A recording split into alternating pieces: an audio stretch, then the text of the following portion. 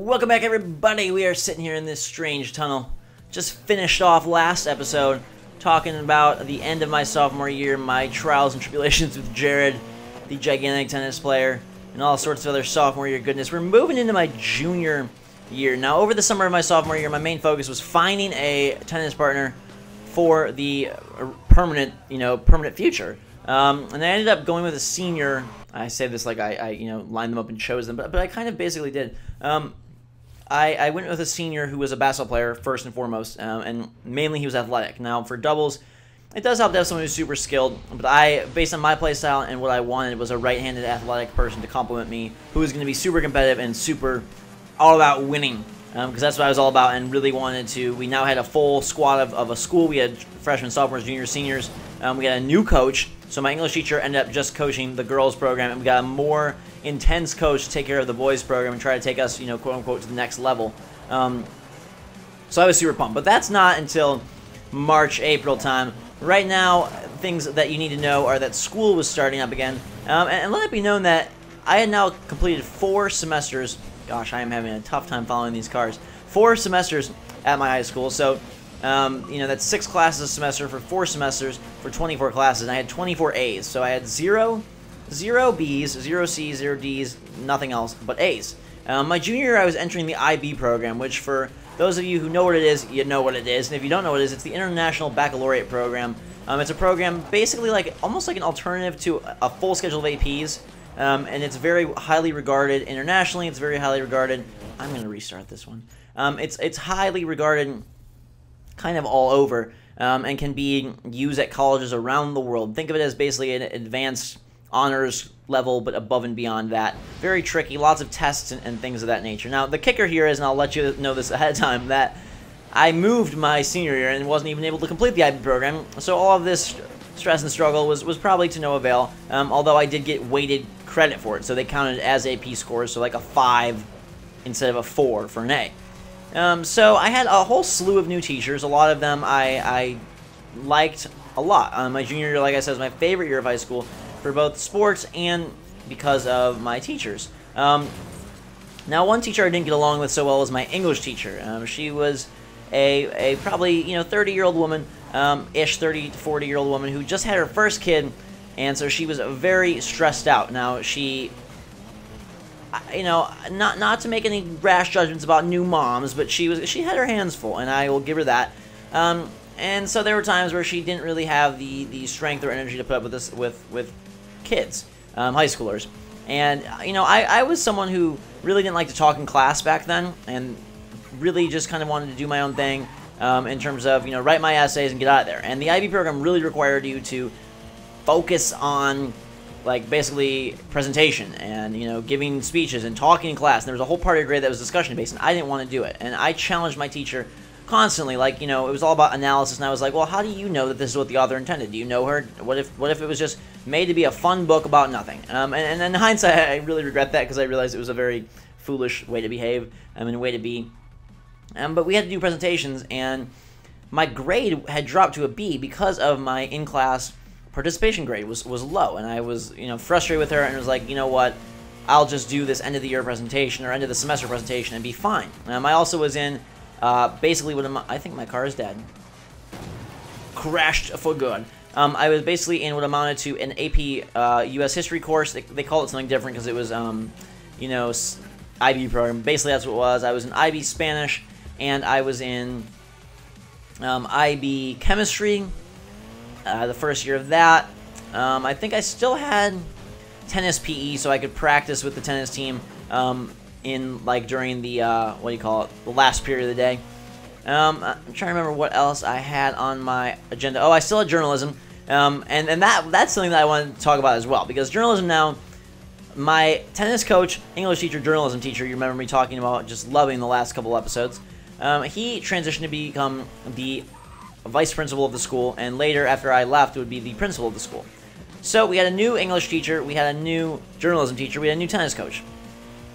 My journalism teacher was a very self-righteous woman who was a first-year teacher, and did not like that I felt like I was sort of in charge of things. The reason I felt that is because our editor-in-chief had graduated, and it was pretty clear that I was going to assume, you know, that role. I had been there every year previously. I was always an editor. I was probably the best writer in the class, and I just figured I'd be editor-in-chief. That's kind of what I talked about with my old English teacher, who now became assistant principal, and it just sort of seemed like a foregone conclusion that Zach GhostRobo, before GhostRobo, was going to be editor-in-chief. This lady, though, wanted to decide herself, which I could not believe. And in a strange turn of events that I don't know if it was my fault, her fault, politics, what, she ended up naming, get this, ended up naming a younger underclassman who was the son of the head of the English department, the editor-in-chief. He was a complete goofball, and I was just blown away. So I instantly had a grudge against this woman. Her name was Miss Christopher, and I was like, Miss Christopher, this is insane, and you're absurd, and you piss me off. So we were at odds quite a bit. I wanted to do things my way. She didn't understand. I wanted to logically run the paper, and oh, that's a crash, in a very smart, sophisticated, professional fashion. She was much more airy-fairy, wanted, why don't we take everyone's opinion? Why don't we blah, blah, blah, blah? Well, in a class with like 20 kids who aren't all familiar to experience, everyone's opinion, you know, that's not a good way to do things. You have to have some leading voices, and like I said, the current editor-in-chief was now this goofy, clumsy underclassmen, which didn't make any sense and didn't lead to a very happy GhostRobo. This is probably my most angry class in the history of the world. I just did not have fun anymore. I loved journalism before. It was becoming a very frustrating experience. I could not get the things through to this teacher that I could get through to my last teacher. You know, he understood me. We spoke the same language. It made sense. I was making positive changes. He was making positive improvements to the paper and to the whole thing, and it was good.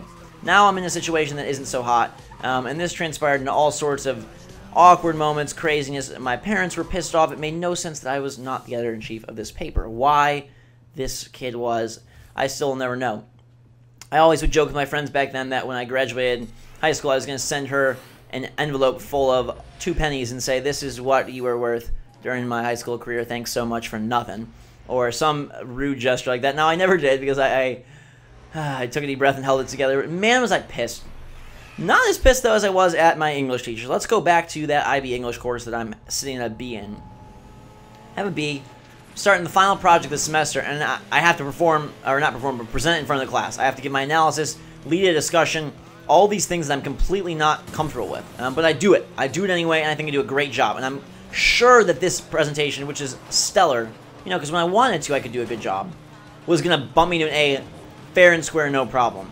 Now, because this is IB and there was some weird grading conventions, she was allowed to kind of judge it on her own, however she felt fit. So I remember going up there, we had grade discussions before the end of the semester, and I'm thinking, all right, she's going to really, you know, applaud me for doing a great job on that final presentation, tell me I have an A, and this will be no big deal. I didn't think twice of it. This is a pattern. I got kind of blindsided quite a bit in high school. And so I go there, and she's like, you know, you did a great job in your presentation, blah, blah, blah, and so that puts you at a B+. I'm like, whoa, whoa, whoa, whoa, whoa. Hold your horses. That's not what I think. That's not what that's not what's going on here. And I'm like, you're giving me a B because you're pissed off at me. I swear I told her this. I said, you're giving me a B because you're grading me based on my face and not based on my performance. I said, my marks deserve an A. And I said, you are grading me based on who I am, and you don't want me to have an A. And she said, no, that's not the case, but let it be known that with the IB program, the way it was structured, she was allowed to grade somewhat subjectively, which I completely was opposed to. So she held their guns and said, no, I'm giving you a B+, and this was my first B+ of my life. My entire life, my high school, my perfect record was through. I was currently, prior to that, I had been #1 in my entire school ranking for valedictorian. I think I might have shifted down to #2 in a tie for second, something like that, but I was right there at the top. This was going to drop me significantly. So I'm pretty darn pissed off at this woman. And so I went straight to the vice principal, assistant principal, who I knew, the English teacher, tennis coach guy. And was like, this is what I'm going to do. I'm going to go talk to him, explain the situation to him, and, you know, just get this under control. And he was like, you know, as to be expected, I can't do anything about it. This is, you know, her decision, and I'm sorry. And I was just flipping mad. I went home that weekend just ticked off. But basketball season was right around the corner, so it wasn't too bad of a deal. Basketball season. I made the team. So this was a positive, right? I was ready to go, new coaching staff. The former head coach was also an assistant principal now. And this is a big school, like I said, 4,000 kids, so there's a lot of bureaucracy, a lot of administrators, a lot of things like that. But I definitely was ready to go this season. I had practiced a lot. I was working with a former high school coach, and he basically said, you know, you have the most pure shot I've seen, and I think you'll do great. So he came to my preseason games, sort of gave me some tips, helped out, and things were looking really good. I dominated the tryouts this season, like, you know, stealing the ball left and right, scoring like crazy. I looked like freaking LeBron James. I was a little bit heavier, probably in the 140 range, and now like probably about 6'2", so I was feeling pretty darn good about myself. Although I still had the moppy blonde hair, which I greatly regret to this day, and I still dressed a little too casually, just with, you know, all Detroit Pistons, Detroit Lions, NBA apparel, stuff like that. I wish I was a little bit more, you know, fashion conscious or style conscious. But anyways, I made the team, and the coach calls me into his classroom for a meeting before, you know, practices begin. He said, Zach, people didn't call me GhostRobo back then, of course, but he said, Zach, I have no concern about your offense. I know you'll be a scorer for us. I'm worried about your defense. And now defense was something that I always kind of was a little bit below the curve on.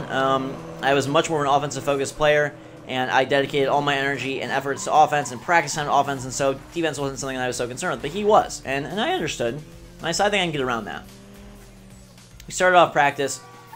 Things were going pretty okay.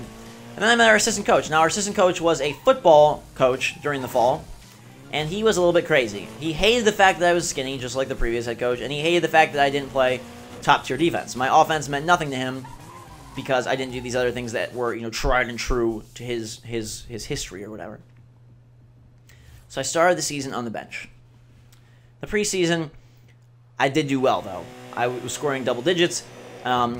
The coaching staff came up to my parents and said, you know, I'm really proud of Zach for, you know, even trying out and making the team at third year. Most kids would have given up a long time ago, and I wasn't going to do that because basketball was my life, and a huge part of my life. As many of you know, I ended up coaching high school basketball, and I ended up, you know, I still do that to this day. I trained my younger brother. I watched tons of basketball. You all know all about that stuff. But the season didn't treat me as kindly. I wasn't able to figure it out. I felt out of touch because many of these kids have been playing together for 2 years. This is their third year now. They didn't pass me the ball very much, and I was in my head. I used to be a player who was very incredibly confident. You know, I just was the point guard, dominated. I was now moved off the ball, which was okay. But I really struggled with confidence, and I don't know if it's because, you know, something was in my head that I had to do perfect because I'd been cut 2 years in a row. Or if I don't know, and I could never pull it together, and I hate it. I hate it to this day. I still have daydreams and real dreams and everything about being a high school basketball star because I had the talent, I just didn't put it together. Part of the main failing was I didn't work out and lift the way I needed to build my body. You know, I was already unfortunate enough to have a skinny, thin body. I was tall but very thin, and it was going to be tricky for me to do anything if I didn't bulk up, and I wasn't able to bulk up. I didn't bulk up to the effect that I needed to, and so it was a very sad time. I remember being in practice and, you know, feeling really confident, even midway through the season, because the coaches would say stuff like, you know, we need to get the ball to our best shooter. Who's that? And they'd be like, Zach. And so that was a great feeling. Like, I was confident, and they believed in me and knew it, but I couldn't translate it to games, and like I said, I'll regret that forever. I remember going into one big home game and feeling pumped up and airballing my first 2 shots, and the coach just, you know, just biting into me at halftime, being like, you're supposed to be our shooter, and this is how you play, and I just felt terrible, and I never was able to recover. So, basketball season was, for the 3rd consecutive time, a huge disappointment. Tennis season, on the other hand, quite the other story, and after a rough first half of the year with basketball, with the first B of my high school career, with new teachers and the IB program stresses and all sorts of craziness, we move into the second half of my junior year, which was a whole lot better, and why I ended up loving this. That's where we'll pick up next time. Thank you so much for watching. Fantastic day, guys and girls. Drinking some hot chocolate. We'll see you all later.